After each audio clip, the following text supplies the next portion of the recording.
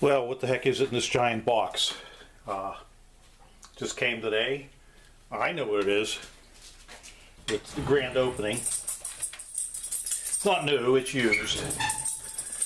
And the box looks pretty darn big and looks like it was packaged pretty well.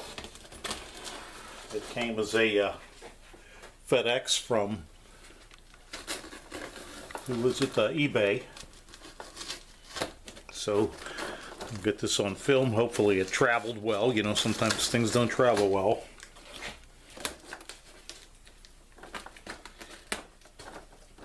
Got a bunch of fragile tape on it. Oh, it's got all kind of packaging in here.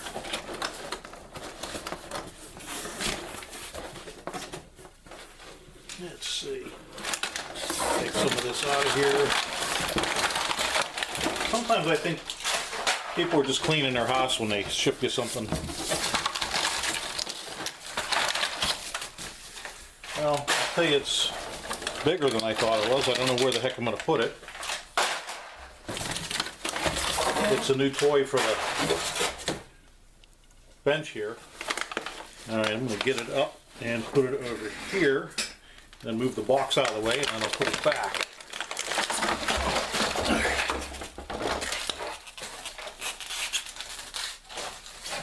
Yep. Alright, I'm going to get the box out of the way.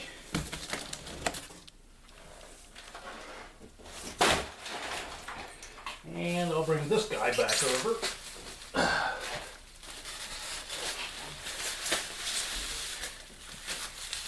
Still doesn't help much, does it? Let's tear this open.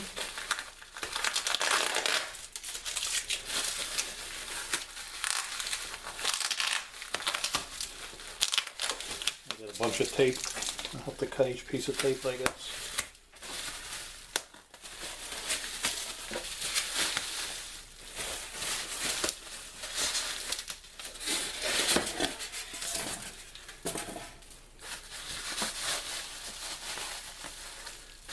Oh, poop, let's see. More tape to cut. I'll probably edit a lot of the tape cutting ceremony out.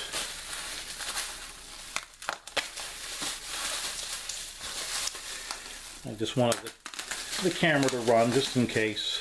You know, if I got it and it was a box of rocks or something, I don't know. Or if the shipping company had thrown it down a set of steps or whatever.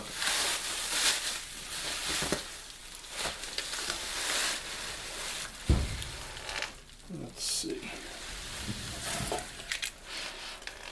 There it is. I don't know if I can zoom out any more than that. It's an HP-8656 signal generator.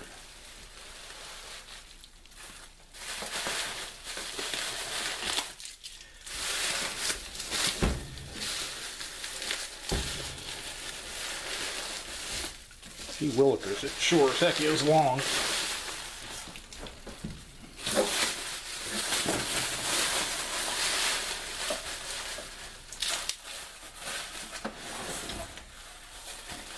I guess now the cat's out of the bag while I was making an N-type connector. That's what these have on them. And this one has a connector on the rear. There's an N-type connector on the rear.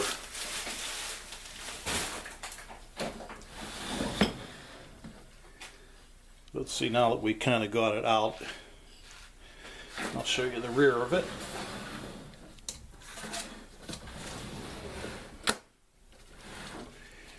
Let me pause it and move down to it. Okay, so there's the rear, and let's see. We'll start at this side here. It's got the time-based input, the output, and then the RF output, mod input, sequence.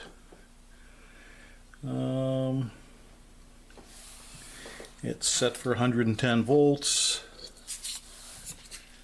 Looks like it had calibration stickers on it that were kind of since been removed or cut or thwarted in some method. Yeah, there's the 110. It uses a regular one of these. I think I just so happen to have one laying around here. High stability time base. I don't know if anywhere on here it tells you what all options, you know, they come option 001 and 002 or whatever. Oh, here it is, option 002. I think that's the rack mount, if I remembered correctly.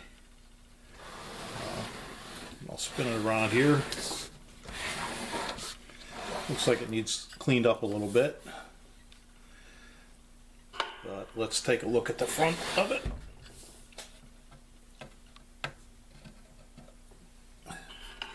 Oops. The thing's so big that you can't get it all in the screen, all in one shot. Still having to think, alright, we'll have to power it up, make sure it powers up, and test it out a little bit. Hopefully it works. I just saw a little thing here on the lens, but I think it's just tape of some type. We'll clean it up and we'll power it up, then clean it up, see what happens with it. So maybe I can find a better way to mount the camera so we can get the whole thing into view. It's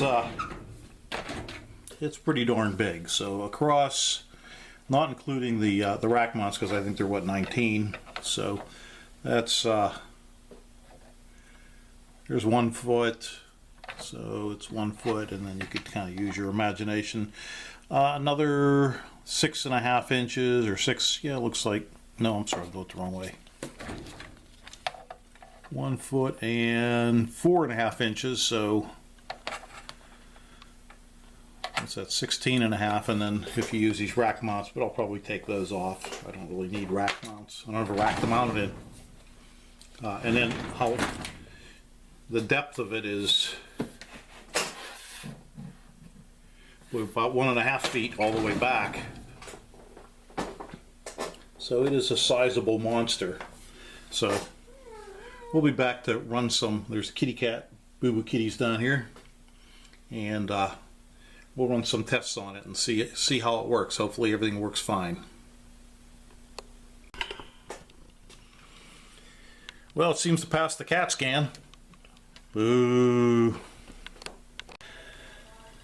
Alright, I think I have everything into view. So with the power plug inserted into the back of the generator, I'll plug the other end into the outlet here. Power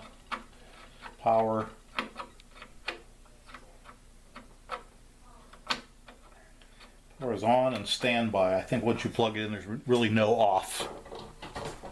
But it's plugged in, and there's no indication that anything happens, I think. So now we'll turn it on. Turn it on. Looks like a bunch of lights are coming on. And I believe it goes through a memory test, and if nothing comes out bad, then it just displays what you're seeing there. Let's see. That's probably as low, 127 I think is as low as it goes.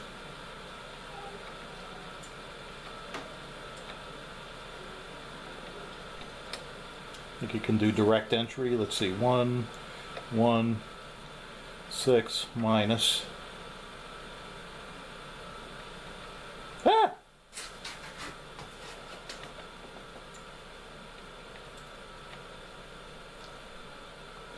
Let's see, 1, 1, 6.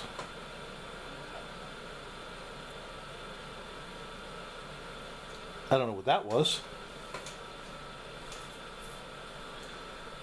1, 1, let's see, amplitude 116 minus, and increment set. That's how I guess I would change it. It was changing by a factor of 10, so 16 minus dBm sets it there.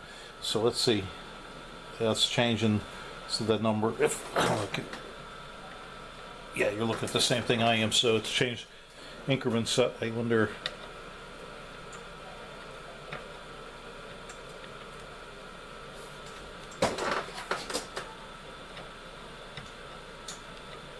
I don't know why it keeps doing that.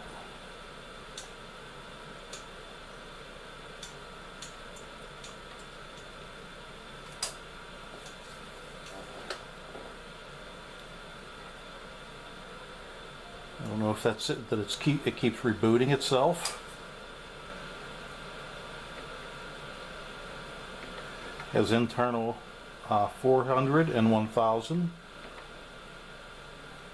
or an external source, which I guess you plug into the back.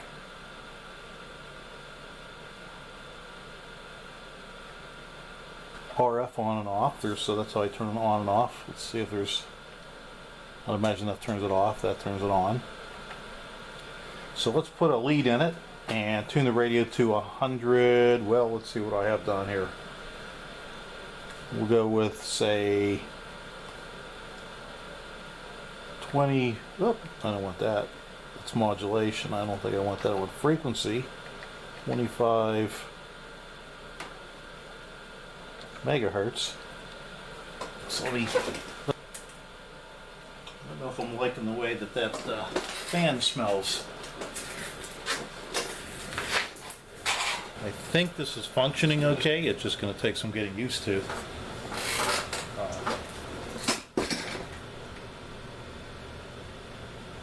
It just has that smell, that electronic smell to it, you know, not necessarily like something burned up, but just kind of like an old electronic smell. I may take the cover off just to take a look. Anyhow, there's 300 megahertz, and I don't know if you can tell at the very top it says 298. We'll take it down to 30. More where that scope's at home. 30 megahertz, so it's saying 29.998. What that? Oh, that was me bumping the cable. What did I do? All right, let's turn that. 248, 247 millivolts.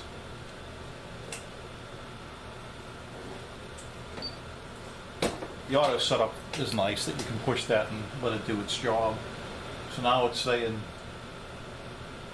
209, 200, yeah, millivolts. So that could be off. I mean,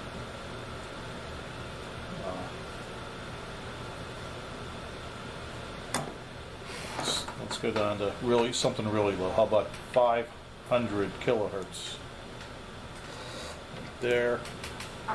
Alright, we'll let it do its job here. Show me where you're at. 499.996. It's consistent. Now it's saying 235 millivolts. So it's still a little bit low on that. Again, is it the scope or is it the leads? Who knows?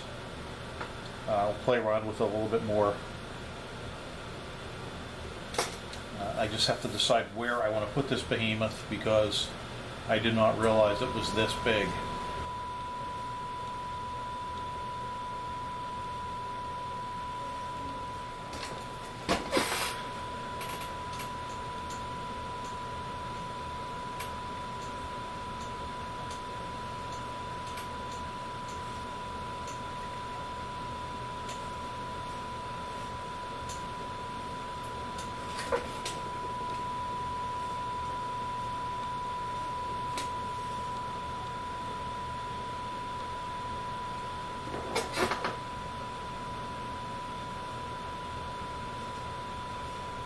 Just admiring the modulation.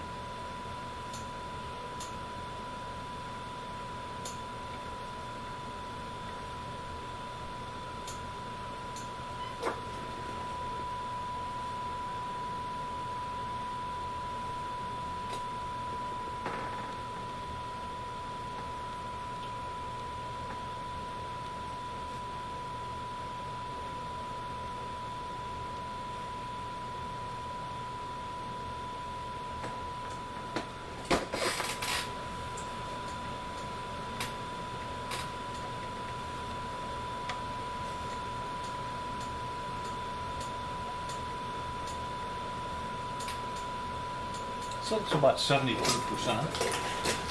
See what happens.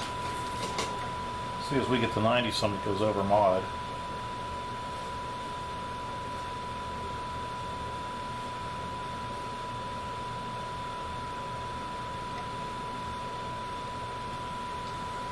Okay.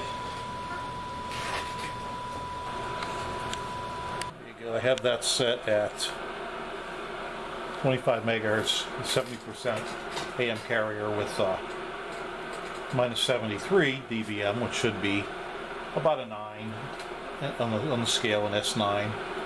And it's pretty close when I just take my coax cable here and just touch it on the... Looks like about an S7, but a lot of things in the way there. So we may do that next and just kind of see what kind of signal we can pump into a radio with that. But I didn't want to do that without kind of checking it out first to make sure it wasn't shooting lightning bolts. So, curious. Let's see.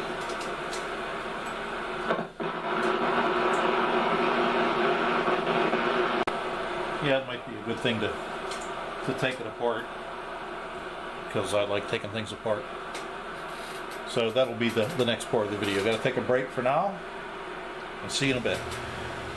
Alright, don't know how I'm going to get a good view of this because it's so darn big, and I have this camera on the panographic arm that's attached to the table, but I can maybe move it around a little bit. Anyhow, these straps that were on the side, there's a Phillips screw on each one of them. 1, 2, 3, 4. I also took the rack mount brackets off. I don't have a rack, nor will I be using them. Anyhow, I think once you get that off, you can just kind of pull this the top and bottom parts just pull off. Oh, very dusty inside. Definitely think we'll take a vacuum or something to this. Oh, look at the big dust ball right there. I don't know if you can see that. Nothing stands out as being immediately broken, but that's the inside cover. You can see how dirty that is. I'll clean the covers up. Let me see. Looks like something might have been vibrating against the cover there. I can't tell if that's a scratch right there or not. So let's see. That would be right about, well, right here. I wonder if they had something laying on top of it that pushed down on that. But I'll have to get a vacuum and clean that, and then I'll flip it over and clean the other side. Alright, that's not 100% better, but it's probably 86.25% better. Just a little bit more cleaning up in here, and mainly vacuuming all the dust bunnies out is the big thing. There's some areas in here that I can brush. We'll flip it and take the bottom off. I don't want to take too much apart on it. See what makes the bottom tick, and maybe that needs vacuumed as well. So let me get it on its side and see what I can do about getting the bottom off of this thing.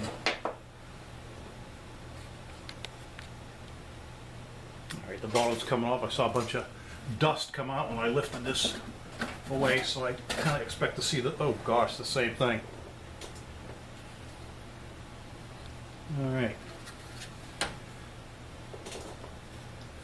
See something right here. I don't know if this is going to indicate a leaking cap. Good Lord. Look at this down here. Can you see that?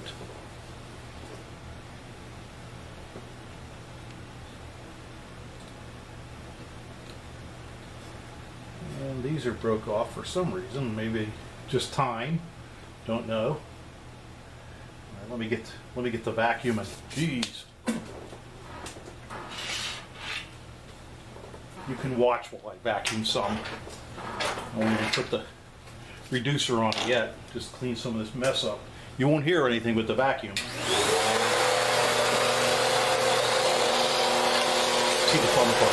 The rest of the story, I'm going to be moving in and out to dust everything off. But and I want to find out what the story is with this. Okay, so there it is, somewhat cleaned up. Again, not perfect, but way better than what it was. I still see some little areas over here with dust on them. But this capacitor, here's my concern. Nobody checked it, but 240,000 microfarad. Let's see, 240, 240, 24,000, no, 2,400, 24,000. So 24,000 microfarad. I couldn't see how many zeros were there. At 20 volts, I'm sure that's not going to be a cheap capacitor. We'll have to look that up and see about replacing that. I'm sure, like, to get a Sprague one would probably, I guess I could refinance the car. But I think I cleaned the covers up, and I cleaned this all up. And let's see, maybe we can get a little bit more testing done on it. I'll look into that, and then I'm going to take the front cover off, I think, and clean all the switches inside here. You can't see how dirty they are because I can't turn it that way yet, but we'll do that next. Now there's this discussion that runs across here. I just use a screwdriver and pry it up out. Looks like they had it glued in there. Or I guess over the years the clips lost their retentability, and then two more Phillips screws here. So it's two on the bottom and then two here on the top. Dust bunnies, giant dust bunny there, and inside this whole aluminum casing here. And there's a screw not completely driven in here. Don't know what that's about either. Let me clean this all up. And looks like, oh, maybe not. I was going to say the ribbon cable was pinched. There's definitely a wire cut off of it. But it doesn't look like there's room for it anyhow. So, okay, let me clean this, and we'll find out what the story is with this. Maybe I can put that screw in right now while we're standing here doing nothing.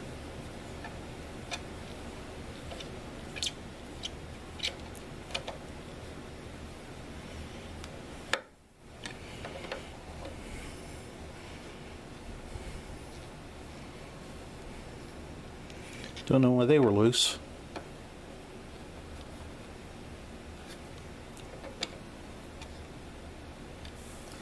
Maybe that played into some of the anomalies I saw while we were trying this thing out.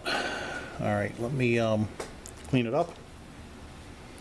That's still not going to get us to the front switches, actually. I'll have to take all that off to get to these dirty switches.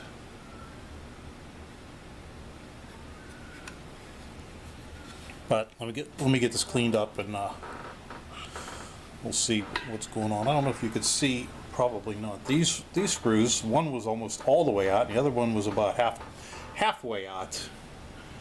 And that's the ribbon cable that comes from the front panel. So I don't know if that was what was causing our issues, the anomalies, you know, that you would turn it off, it wouldn't come on right away. Alright, let me vacuum and move on.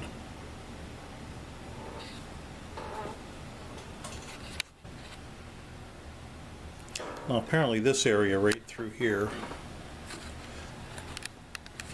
this must have been an optional spilled coffee reservoir, because you can see it there, and at the bottom of the plate, it's just some miscellaneous gunk, filth muck, as Chevy Chase would say. And I think, you know, when somebody spills something, it runs down the face, and where else to store it in here. So I use a little bit of 409 or something on that and clean that out in the bottom there, and see what we get. Alrighty, here we are back at this again. So this capacitor, and it's already been checked for discharge, but measures just about 105 millimeter from end to end, and about, see if I can get this in the shot as well,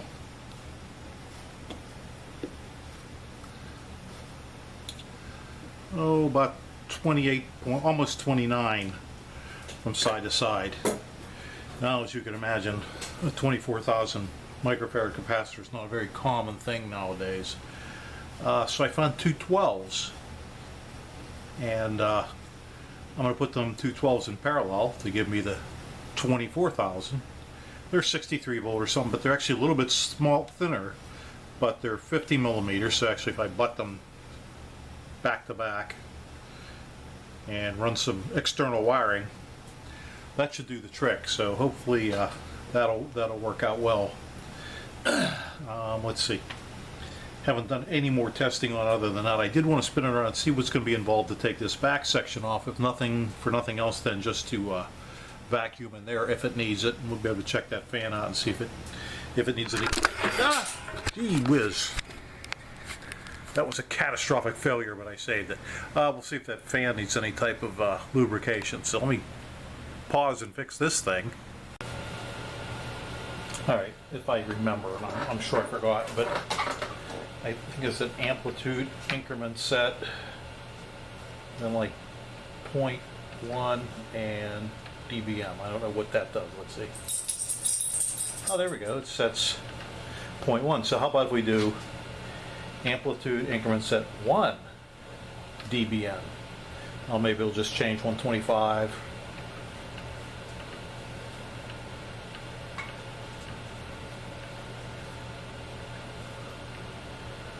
Here we go. That's what I was looking for, how to do that. So, and then you can do the increment set for your frequency. So let's see, it changes. I'm bringing it, that's done by, I don't know, looks like 10 megahertz. So how about if we try frequency increment change 1 megahertz. Let's see what happens.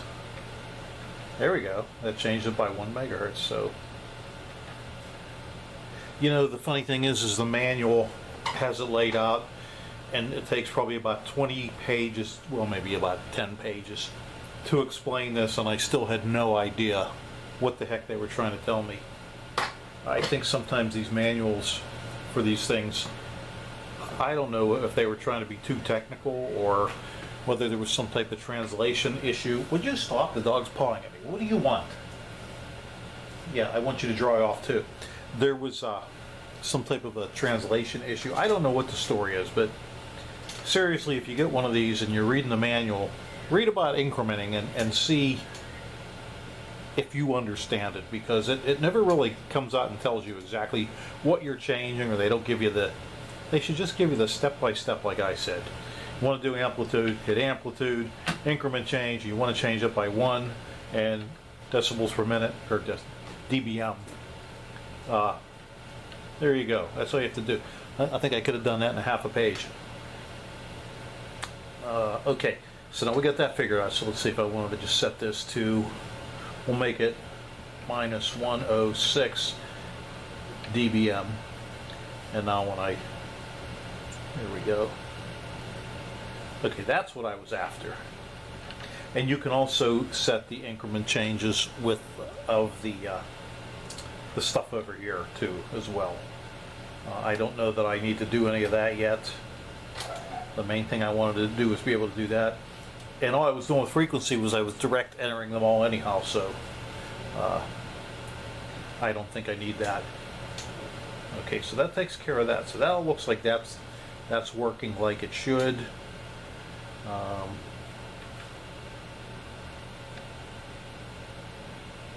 don't have the scope hooked up to it, so I can't see it. If it's continuing to put the output, but it seemed to yesterday. I think the matter was that, what do they call the DB connector or whatever, the 9-pin, or how many pin it was, I don't remember, but the old style computer connectors.